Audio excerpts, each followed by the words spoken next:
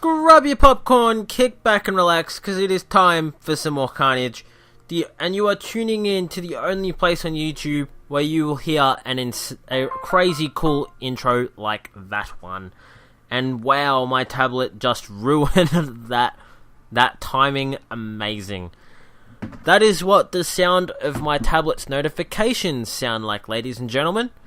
And it is telling me my troops are completed on my second account. Awesome. Thanks for that.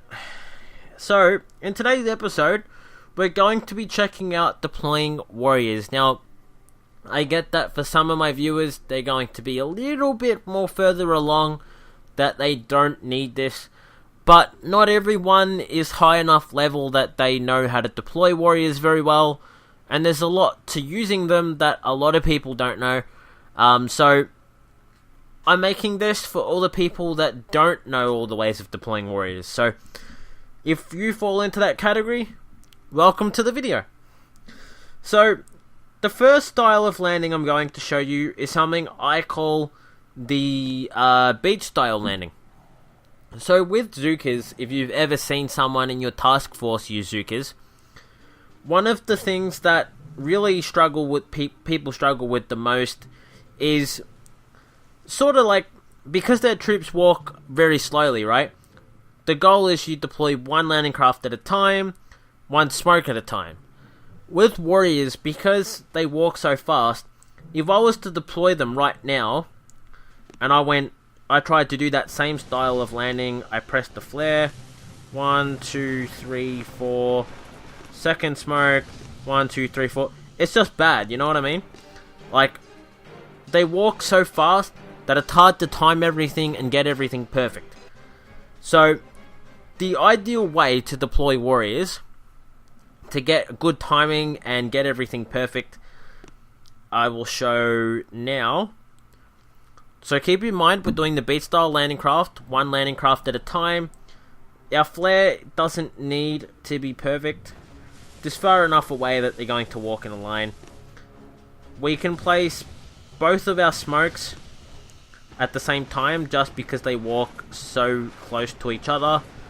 I am using a phone screen right now, so that is I'm putting the smokes down just for the hell of it, in case you got a hot landing.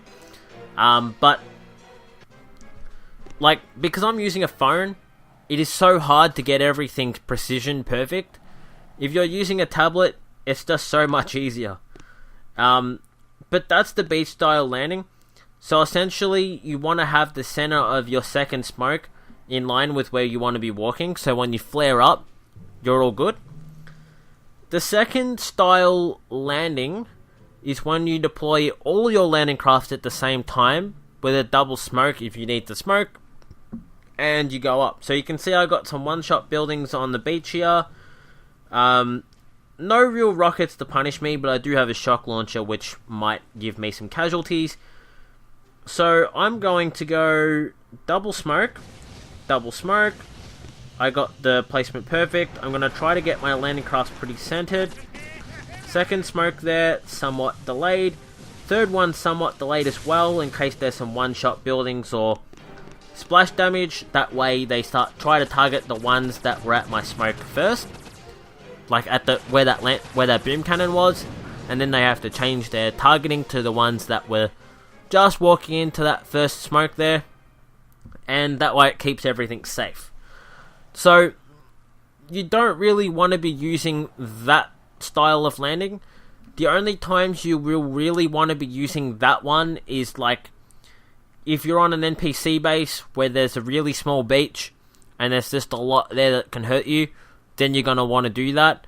On a normal base though, unless they've got a really, really bad landing where like there's just a lot that can go wrong, maybe like a shock launcher or something, that might hit like a stray warrior or something that will get more and will cause you problems, then you're probably not going to want to use that. The first one where I showed the beach style landing, to be perfectly honest, I think I've only done that for corner bases. So if I show you a corner base, here we go. So this base here is what I'd probably use that on. So that way it groups everything up at the end of the beach, and I can bring it right up there. But he's got so many mines here on the floor that would be an issue unless I started barraging everything. There is a technique to getting rid of those mines where you don't actually need to spend any gunboat energy, and I will get to that in a second. But first, I really want to show you the last style of landing with warriors. I call this one the single smoke landing. This is something actually that not a lot of people have covered, and I'm kind of surprised by that. Savage Warrior was really well known for his warrior guides, to be honest, and he never covered one smoke landing. So there's two style of landings. I will show you the one that I don't really like first, just because I feel like it wastes a little bit more than what I really have to. So you place a smoke, and you place the deployment flag in the middle. You let your warriors peek a little bit, and then you flare up, and bam. But I wasn't in line with that first, with my building that I wanted to flare to. So some of the warriors were on the side there. That caused me some problems. So let's see if we can fix that problem and do it properly this time. So we will try that again. And you can see that I don't like this style of landing because I'm struggling with it. So that right here should be center. We'll place a smoke down. We will put all of our landing crafts here. Bam. There we go. So we got it that time without losing any. That's good. And yeah. So that's how you do that. So you just have to make sure your flare is like vertically in line with everything. And I'm sorry I sort of paused there without commentary. Gaming as well as commentating at the same time sounds like something that's really easy. But trust me, it's not. It really isn't. It's a skill you've got to practice a lot. That's why a lot of the times you'll see that I like my gameplay is not live, because I'll like record my gameplay so I can get everything perfect, and then I'll show the examples and everything. It's so much easier to get it perfect. But that was the style of one smoke landing I don't like. Now here's how I usually do it. So we'll get rid of that shock mine just because it's annoying me. So I deploy all my warriors first, quickly press down my first one, let my warriors peek, and then let them walk up with that second smoke. So that's how I usually do it. I just find that it's so much easier to time everything. It's so much easier to get them under that smoke because your first smoke is a little bit further in front. So the ones on the edge that are trying to walk under your first smoke, it's so much easier to get them safe. You do have to time that first smoke pretty quickly though, because if you don't, that boom cannon that's on the beach will shoot you. Any other building on the beach you won't have a problem, like a sniper or a cannon or something. Its range is a bit smaller, so you'll probably find you don't have so much of an issue with timing with that. But most people will have a boom cannon in the center, just because they think it makes life harder. I'm not really quite sure why. Even on tank medic kits, I don't struggle with it at all. I'll drop Everspark, hack it, re-smoke Everspark, and the threat's gone already. So yeah, there's that.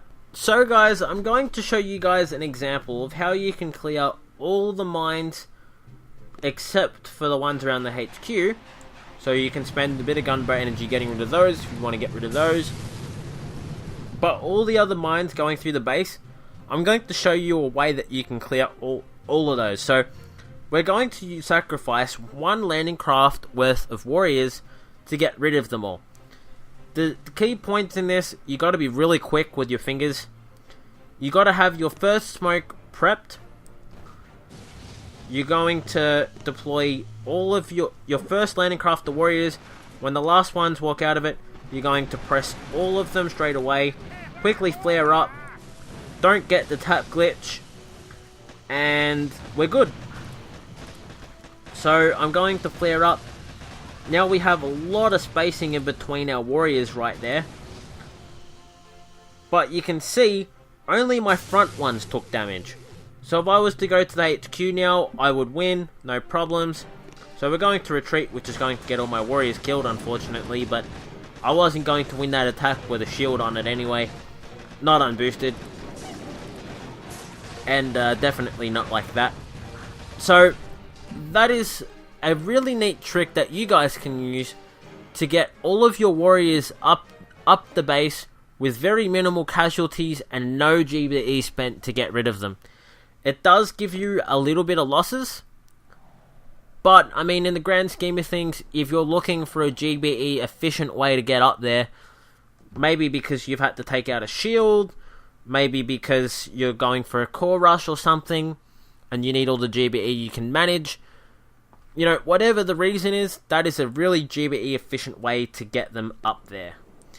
So now we're going to look at how to use different heroes. Yeah. So the first one we're going to use is Bullet. Bullet has a really effective an ability known as Taunt. So we'll barrage out some mines just for the hell of this example here. We're not really focusing on the walk too much. So what we're going to do is we're going to deploy all our warriors at the same time. How you deploy them isn't really important, but what is important is the last two smokes, when we get to our HQ, need to be pressed at the same time. The one before, slightly after, so that when we activate Taunt right now, and you can see I received a fair bit of damage there. You can see that Bullet came out of the smoke just at the right time. Now, I know this base was pretty close to the beach. On a longer walk, you might want to stop halfway just to let Brick catch up. The alternative method of this is sort of just to do like a delayed drop, and I'll show you guys what I mean. Where's that base? Of course, I just destroyed it. That was smart. That was very, very smart. This base will do. So, if we do a beach style landing like this one, we drop our hero, we pretend like there was some sort of threat on the beach, and we smoke it so it doesn't go anywhere or do anything. Now we're going to flare right up there, and there's a bit of distance here between Bullet and our warriors, so it's not going to be a big issue. I mean, our warriors are going to get a little bit in front, but that's not really a big deal. And you can see Bullet's not too far behind here, so this would be whereabouts where the HQ is. I press the ability, and bam, that'd be that. Now we're going to try to use the hero that I've been accidentally calling Bullet this entire time. We are going to use Brick. There's not really a whole lot of things to know when you're using Brick. Pretty much, if you're doing a long walk, you're going to want to do a delayed drop, like I did with Bullet a moment ago. But typically, you don't want to be flaring a building like you normally would with warriors. You want to be doing ground flares. And the only other thing is you're going to want to drop 3 smokes on the HQ. So you're going to want to do 2 next to where your where your warriors are going to be sitting, next to the HQ, like wherever your ground flare is. So that way, when your warriors spread out, when they get there, they don't die. And then the third one is going to be on the HQ itself. So the reason why we're going to let our warriors sit there next to the HQ for a little bit is literally just so Brick can catch up. Now, your ground flare is going to want to be somewhere where Brick is going to have to walk next to the HQ. So, normally you'd probably do it next to the HQ. But unfortunately, this pain in the ass has decided to put mortars there. Unfortunately. This leaves us really only 2 options. We can go above the HQ, next to this shock blaster. Or we can sort of go on the corner, I suppose, just above the mortar. Doesn't really matter, but those are our 2 options. So, today, And I don't know how many shock mines there are along the way here. Hopefully there's not a lot. That sounds good. There's a shock mine, I can see it. Okay. So, we're gonna drop everything at the same time. Typically, maybe I'd suggest doing... Well, that was so badly timed. You can see what doing, like, playing on a phone will do to you. So I'm gonna drop a med kit. Okay, so you can see Brick is just walking next to the HQ now. So you can see the hero is, like, next to the HQ. And I thought she was going to walk away, but she didn't. Sometimes I have seen examples where she walks away. And I'm surprised I almost got that. That was so bad. Wow. I almost got it. I like that. That's pretty cool. But the whole purpose of, like, how we just did that is if I ground flare in front of the HQ, what's going to happen is Brick is going to be parked very far away from it.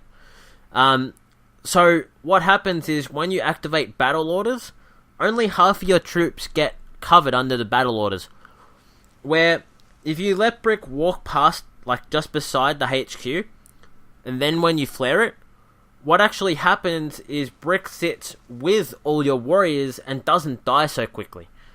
And all of the battle orders, when you activate it, it gets every single warrior on that HQ.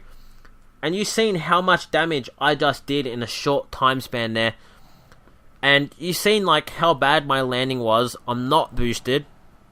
I didn't even really try to shock much, if anything at all. Like, I didn't look at shocks. I basically just dropped anything anywhere and was sort of like, there you go. And I almost took down a base with a shield. Like, that's nutty. So, that's been a video, guys. I hope you guys have enjoyed it. Just for the sake of being, like, just being consistent and comprehensive as possible. Excuse me.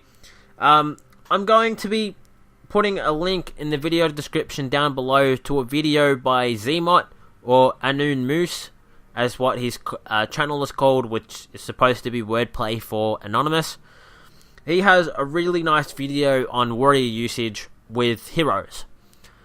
And so if you guys want to see some examples of how it's used and the walking parts and the timing and all that sort of stuff, you can sort of you guys can watch that video and get a bit of a better idea. But this video's focus was more on the deploying side of things rather than anything else. So, not really the walking down and the timing and getting everything spot on perfect. Some of it was a bit potato. Like, I was a bit of a potato in some of my examples. This is what happens when I play on a mobile phone and I play live and try to commentate at the same time, which is why not a lot of my gameplay is live. Because if I was to focus, I'd be dead silent, I'd never be talking, and it would be bad. So, there's that, I guess. But hopefully you guys have enjoyed the video, and I'll see you guys in the next one.